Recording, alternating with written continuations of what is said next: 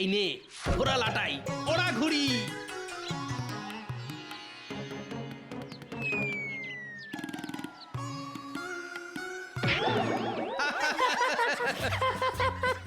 হ্যাঁ হ্যাঁ, আমায় ঠেলে ফেলে দিয়ে এখন দাঁত বের করা হচ্ছে। এমন কষিয়ে চট দেবো না, 32টা দাঁত খুলে চলে আসবে। মন্ত্রী মশাই, গুলটের এখনো 32টা দাঁতই হয়নি, তো ফেলবেন কি করে? বাবা, এই ছোট ছোট ছানাপোনাদের জন্য তোমাকে অত সাফাই গাইতে হবে না। গোপালের শখ কত, রাজসভায় না গিয়ে ঘুড়ি ওড়াচ্ছে। বুড়ো বয়সে বাচ্চা হওয়ার ইচ্ছে। বেশি কথা বলবেন না তো, আপনি তো তাও পারেন না। আপনার কাজের মধ্যে কাজ শুধু লোকের পিছনে লাগা। হ্যাঁ, অকর্মের ঠেকি এক শুটকো মন্ত্রী। কি সকাল সকাল এত বড় অপমান! কৃষ্ণনগরের মন্ত্রীকে এই ছোট ছোট ছেলে মেয়ের সামনে অপমান!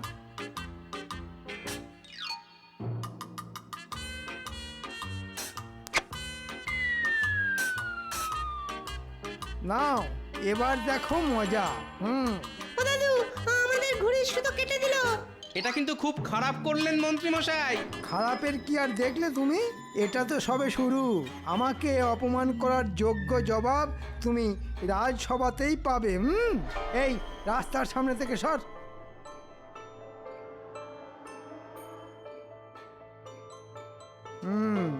এবার মহারাজের কাছে জমিয়ে গোপালের নামে নালিশটা করতে হবে।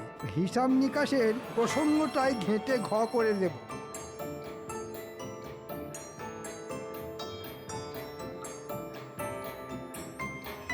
মহারাজ, গোপালের বারবারন্ত দিনের পর দিন বেড়েই চলেছে। কেন কেন তোমার আবার কোন পাকা ধানে মই দিল? মন্ত্রী মশাই ধান চাষ করলে তো গোপাল পাকা ধানে মই দেবে। মন্ত্রী বুনো ওল হলে গোপাল বাঘা তেঁতুল। দেখেছেন মহারাজ, গোপাল আমায় সারা জীবন এত অপমান করেছে, আজ সভাসদেরাও আমাকে ছোট করছে। আচ্ছা ঠিক আছে ঠিক আছে, গোপাল তোমায় আজকে কি বলেছে সেটা তো বলো, তারপর না হয় আমি বিচার বিবেচনা করছি। মহারাজ, কি করেনি সেটা বলুন। ওই বাচ্চা উচ্চিংড়ে গোপালের নাতি গুলটে আমায় ঠেলে ফেলে দিয়েছে। কি ব্যথা!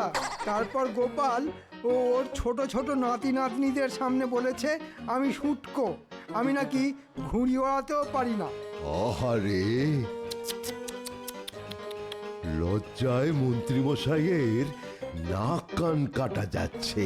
আই, তোমরা একটু থামবে? কিন্তু গোপালই তো এখনো রাজসভায় এলো না। আসেনি তো কি হয়েছে মহারাজ? প্রহরীকে পাঠিয়ে তুলে নিয়ে আসুন। ও বাচ্চাদের সাথে ঘুড়ি ওড়াচ্ছে। আমি আজ এর বিচার চাই।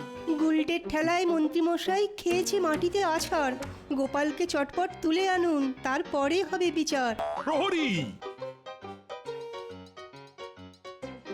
বলুন মহারাজ। গোপালকে যেখান থেকে পারো রাজসভায় তুলে নিয়ে এসো। যথাজ্ঞা মহারাজ।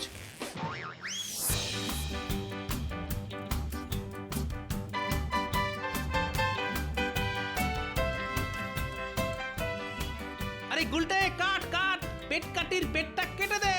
ও দাদু, ঘুড়িটা সরে যাচ্ছে তো। দে আমায় লাটাইটা দে।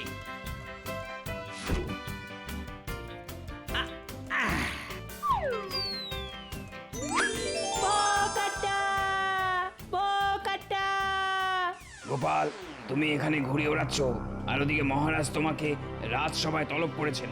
আচ্ছা ঠিক আছে, চলো। ন্যাপলা, গুলটে, তোরা ঘুরে ওড়া, আমি রাজসভায় চললাম।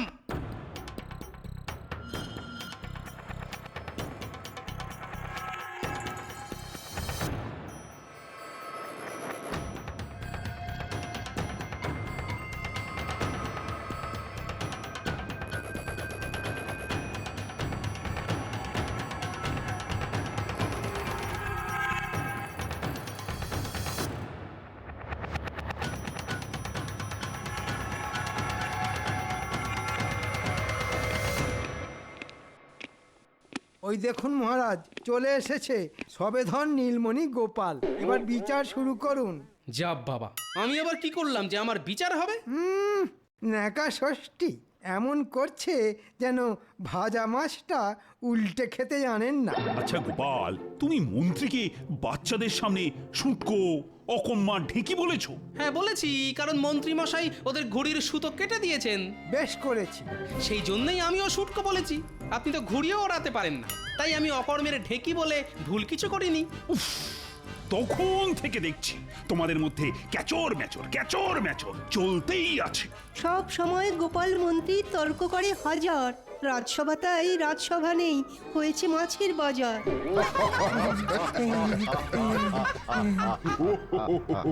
আই হাসি ঠাট্টা বন্ধ করো সবাই, এর একটা মীমাংসা চাই। মহারাজ, মন্ত্রী মশাই আর গোপালের মধ্যে একটা ঘুড়ি ওড়ানোর প্রতিযোগিতা হোক না, তাহলেই বোঝা যাবে মন্ত্রী মশাই ঘুড়ি ওড়াতে পারেন কি পারেন না। হ্যাঁ মহারাজ, এই প্রতিযোগিতায় যদি মন্ত্রীমশাই গোপালকে হারাতে পারেন তাহলেই আমাদের মন্ত্রীমশাইয়ের যোগ্যতা বিচার হবে। হ্যাঁ ঠিক বলেছো। আগামী সপ্তাহে মন্ত্রী আর গোপালের মধ্যে ঘুড়ি ওড়ানোর প্রতিযোগিতা হবে। আর সেখানে মন্ত্রী যদি গোপালকে হারাতে পারে তাহলেই বোঝা যাবে যে মন্ত্রী মশাই ঘুড়ি ওড়াতে পারেন কি পারেন না। হ্যাঁ তবে তাই হোক, আমার নাতিদের ঘুড়ির সুতো কেটে দেওয়া খেলা হোক, মন্ত্রী মশাইকে একেবারে ভোকাট্টা করে দেবো। আগে থেকে বড় বড় বুকনি দিও না তো, প্রতিযোগিতার দিনে দেখা যাবে কে কত বড় ঘুড়িবাজ। ঠিক আছে, আজ তবে সভা এখানেই শেষ হলো। যাক বাবা, খুব বাঁচান বেঁচে গেছি। মহারাজ হিসেব নিকেশের প্রশ্নই তোলেনি, এখন ওই ঘুড়ি ওড়ানো নিয়েই মেতে থাকতে হবে। মহারাজ, আমার আরেকটা আর্জি আছে। আবার কি আর্জি? প্রতিযোগিতা শুরু হওয়ার আগের দিন অবধি আমার ছুটি চাই। অনেক দিন ঘুড়ি ওড়ানোর অভ্যেস নেই তো, তাই এই কদিন হাতে একটু শান দিয়ে নেব। আচ্ছা ঠিক আছে, তোমার এক সপ্তাহের জন্য ছুটি মঞ্জুর।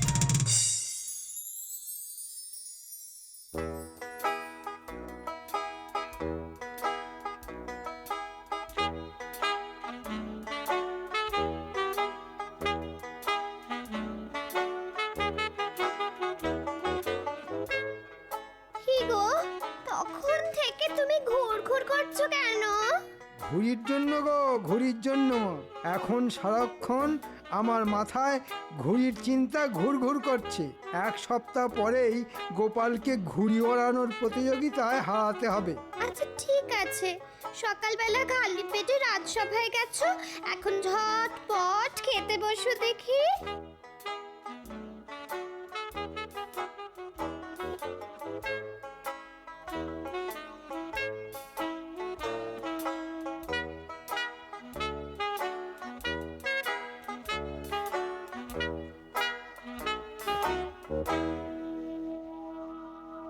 বাবা, গিন্নি আজ সূর্য কোন দিকে উঠেছে? একসাথে দুটো মাছের মুড়ো। খাও খাও, মাছের মুড়ো খাও। মাছের মুড়ো খেয়ে নিজের মুড়োতে একটু ঘিলু হোক। গোপালের সাথে প্রতিযোগিতা বলে কথা। আচ্ছা ঠিক আছে। এবার পুরো এক সপ্তাহ সময় নিয়ে মাঠে নেমেছি। গোপালকে আমি হারাবো। তোমার ওই মুখেতেই বড় বড় কথা, আজে তো কোনোদিন গোপালকে হারিয়ে দেখাতে পারলে না। হ্যাঁ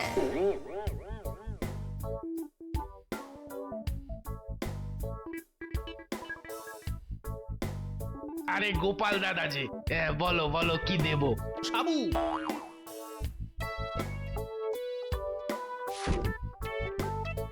দে চটপট দে।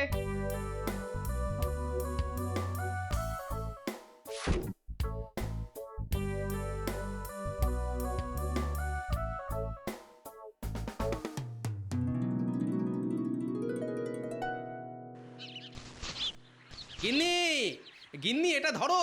থলেতে কি আছে গো? সাবু আছে গো, সাবু। কেন, এবার থেকে আমরা কি ভাত ডাল ছেড়ে সাবু খেয়ে থাকবো নাকি? আরে না, খাওয়ার জন্য এনেছি নাকি। এই সাবু দিয়ে ঘুড়ির মাঞ্জা দেব। ঘরে রান্নার জন্য তো কিছু আনাজপাতিও আনতে পারতে। তোমার কি মাথা খারাপ হয়ে গেছে নাকি? হ্যাঁ, মাথা আমার ঠিকই আছে গো গিন্নি। সামনে ঘুড়ি ওড়ানো প্রতিযোগিতা দিতে পারলেই পুরস্কার, আর তখন দেখবে কোরমা পোলাও কত কিছু তোমায় রাঁধতে হবে। এক মুহূর্ত বসবার জো পাবে না। আমি কাচের টুকরো আনতে চললাম গিন্নি, তুমি সাবুটা জাল দিয়ে রেখো।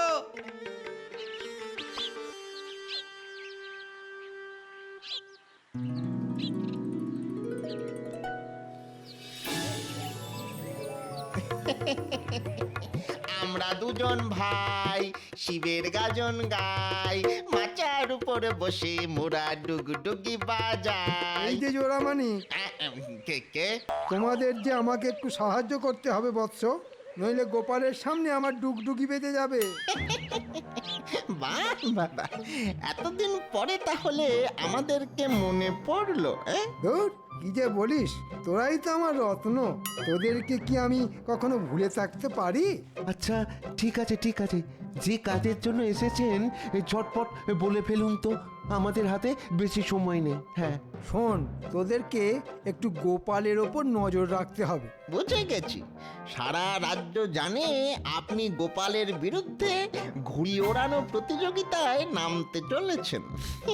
আর আবার ওই গোপালের কাছে হাঁটতে চলেছেন। তাই আমরা আপনার পাশে নেই, অকারণে অপমানিত হওয়ার আমাদের কোনো ইচ্ছে নেই। আরে এটা রাখ, এটা তোদের অগ্রিম। আর যদি ঘুড়ি ওড়ানোতে জিততে পারি তাহলে তোরা আরো পাবি। বাহ বাবা বাবা বাহ বাহ, আজ সূর্য কোন দিক থেকে উঠেছে কে জানে, আপনি কাজের আগেই বকশিস দিচ্ছেন। শরীর টরীর ভালো তো, জ্বর টর আসেনি তো? ঠিক আছে মন্ত্রী মশাই, কাজ হয়ে যাবে।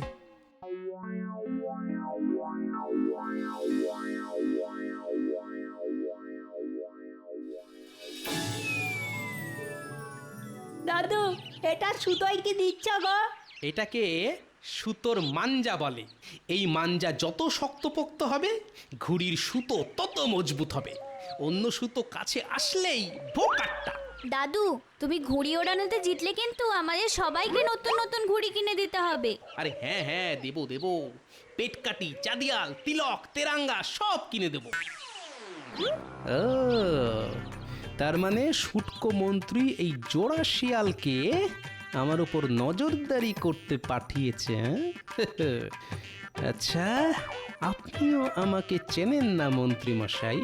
আপনি বুনো ওল হলে আমিও বাঘা তেঁতুল। একবার, শুধু একবার যদি জানতে পারি যে গোপাল কিভাবে সুতোয় মাঞ্জা দিচ্ছে, তাহলেই কেল্লা ফতে। ঠিক বলেছিস পটা, ওই মাঞ্জাই আমাদের হাতে আরো টাকা পয়সা দিতে পারে।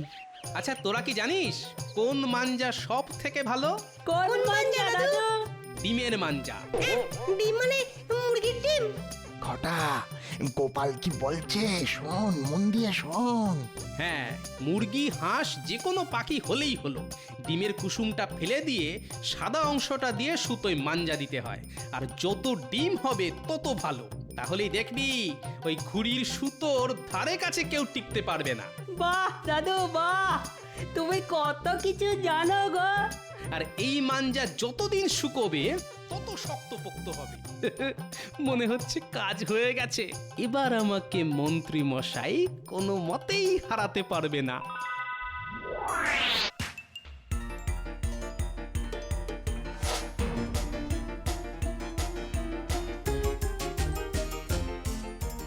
নে, এবার চল আমার সঙ্গে।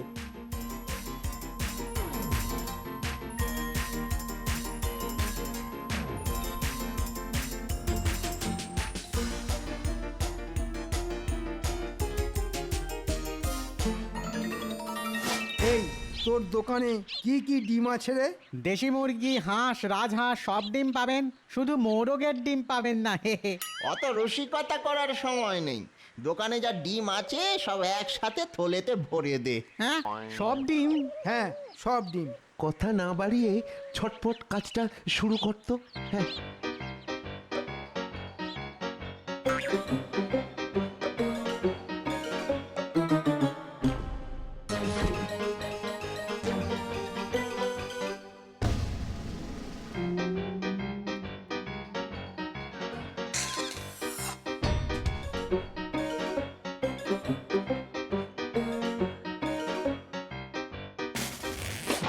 গিন্নি, রান্নাঘরে ডিমগুলো কোথায় আছে? কেন ডিম কি করবে তুমি? ঘুড়ির সুতোয় মাঞ্জা দেব। হ্যাঁ, তোমার মাথা ঠিক আছে তো? ডিম নষ্ট করে মাঞ্জা দেবে? নষ্ট না, এটা আমার সম্মানের ব্যাপার। গোপালকে হারাতে গেলে গোপালের অস্ত্র দিয়েই গোপালকে বধ করতে হবে। যাকে বলে কাঁটা দিয়ে কাঁটা তোলা। হায় রে, ওহ, এই লোকটা দেখছি সত্যি পাগল হয়ে গেছে। হে ঠাকুর, তুমি ওনাকে একটু দেখো ঠাকুর।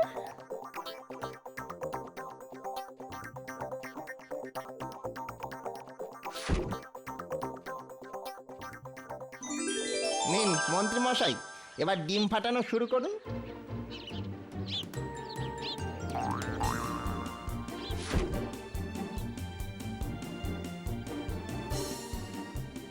গোপাল, ঘুঘু দেখেছো? ঘুঘুর ফাঁদ দেখনি।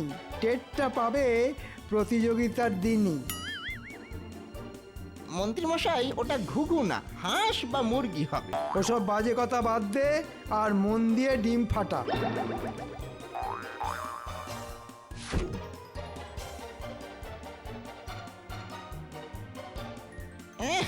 কি আষ্টে গন্ধ! বাবারে, কার ডিম কে